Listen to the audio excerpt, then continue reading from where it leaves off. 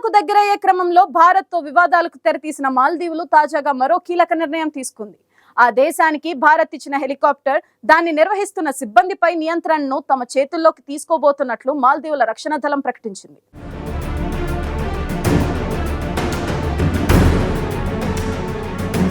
భారత్ మాల్దీవుల మధ్య సంబంధాల్లో మార్చి 10వ తేదీన ఓ మైలురాయిగా నిలిచింది. మాల్దీవుల్లో ఉన్న తమ సైన్యాన్ని భారత్ ఉపసంహరించుకుంది. ముందుగా నిర్ణయించిన గడువు తేదీ ప్రకారం భారత సైనికులు మాల్దీవుల నుంచి వెనక్కి వచ్చేసినట్లు తెలుస్తోంది. గత కొద్ది నెలలుగా మాల్దీవులు చైనా దగ్గరైనట్లు కనిపిస్తున్నాయి. మే నెల నాటికి తమ భూభాగంపై ఉన్న 80 మంది సైనికులను ఉపసంహరించుకోవాలని మాల్దీవుల అధ్యక్షుడు మొహమ్మద్ ముయిజ్జు భారత్ను కోరారు.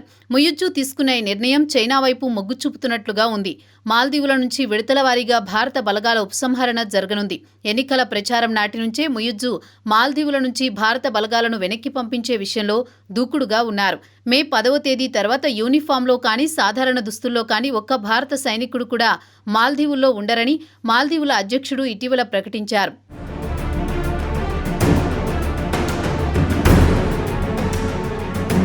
మాల్దీవులకు సాయంగా అందజేసిన హెలికాప్టర్లు, చిన్న ఎయిర్ క్రాఫ్ట్ల నిర్వహణ కోసం భారత సైనికులు అక్కడ ఉన్నారు. ఈ హెలికాప్టర్లు భారత్ కొన్నేళ్ల కిందట మాల్దీవులకు అందజేస్తుంది.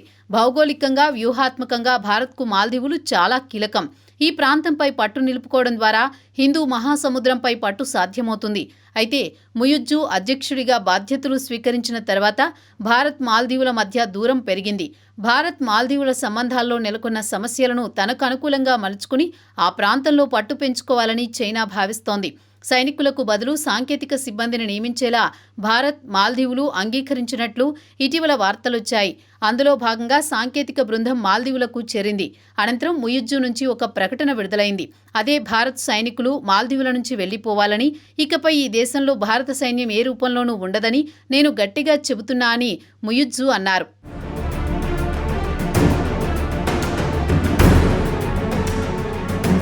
అయితే భారత్ సంబంధాలు తెంచుకుని మాల్దీవులు చైనాకు దగ్గరవుతుంది. ఎయిర్ క్రాఫ్ట్ మాల్దీవుల్లోనే ఉంటుంది.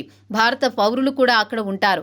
ఈ విషయంలో ఇరుపక్షాలు ఒక ఒప్పందానికి వచ్చినట్లు కనిపిస్తోందని భారత విదేశాంగ శాఖ మాజీ కార్యదర్శి శ్యామ్ శరణ్ అభిప్రాయపడ్డారు. మాల్దీవుల్లోని కొందరు ఈ ఒప్పందాన్ని సైనికుల స్థానంలో పౌరులను, అంటే సాధారణ దుస్తుల్లో ఉన్న ఉద్యోగులను పంపించినట్లు చూస్తున్నారు. మరోవైపు ఒక చిన్న దేశమైన మాల్దీవులు ఆసియాలోని రెండు శక్తులైన భారత్, చైనా మధ్య చిక్కుకుపోయే ప్రమాదం ఉందని నిపుణులు హెచ్చరిస్తున్నారు. గత కొన్నేళ్లుగా మాల్దీవులకు చైనా $1 మిలియన్ రుణాలు ఇస్తోంది. వాటిలో ఎక్కువ భాగం ఆర్థిక, నిర్మాణ రంగాల అభివృద్ధికి ఇచ్చింది. చైనా అధ్యక్షుడు జీ జిన్పింగ్ ఆహ్వానం మేరకు ముయిజ్జు చైనా పర్యటనకు వెళ్లిన సమయంలో ఆ రెండు దేశాల మధ్య సంబంధాలు మరింత మెరుగయ్యాయి. గతంలో మాల్దీవుల అధ్యక్షుడిగా ఎన్నికైన అనంతరం నూతన అధ్యక్షులు భారత్లో పర్యటించేవారు. కానీ ముయిజ్జు విషయంలో అలా జరగలేదు. ముయిజ్జు మొదట తుర్కీయే, ఆ తర్వాత యుఏఈ, చైనాల్లో పర్యటించారు. ఇంతవరకు భారత్కు రాలేదు. చైనా నుంచి తిరిగి వచ్చిన తర్వాత ముయిజ్జు కీలక కామెంట్స్ చేశారు. మాది చిన్న దేశం అయినంత మాత్రాన మమ్మల్ని బెదిరించే హక్కు ఎవరికి ఉందని అన్నారు. ముయిజ్జు చేసిన ఈ ప్రకటనకు భారత్కు సంబంధం ఉన్నట్లుగా కనిపించింది. కానీ ముయిజ్జు భారత్ పేరును ప్రస్తావించలేదు.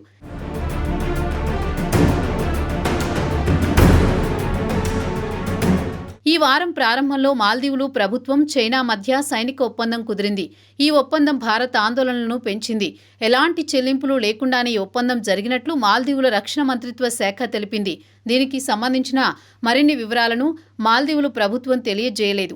అయితే మాల్దీవులకు చైనా భీకర ఆయుధాలను ఉచితంగా అందజేయనుందని, మాల్దీవులు భద్రతా దళాలకు శిక్షణ కూడా ఇస్తుందని ముయిజ్జు చెప్పారు.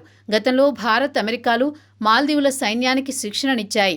కానీ ఇప్పుడు సైనిక సహకారం అందించేందుకు మాల్దీవులు తొలిసారిగా చైనాతో రక్షణ ఒప్పందం కుదుర్చుకుంది. పెట్టుబడుల విషయంలో ముయిజ్జు చైనాకు దగ్గరవుతారని తెలుసు. కానీ ఆయన ఇంత దూరం వెళ్తారని ఎవరూ ఊహించలేదని నిపుణులు అభిప్రాయపడుతున్నారు. అయితే మాల్దీవుల్లో దీర్ఘకాలిక సైనిక ప్రణాళికను చైనా ఖండించింది.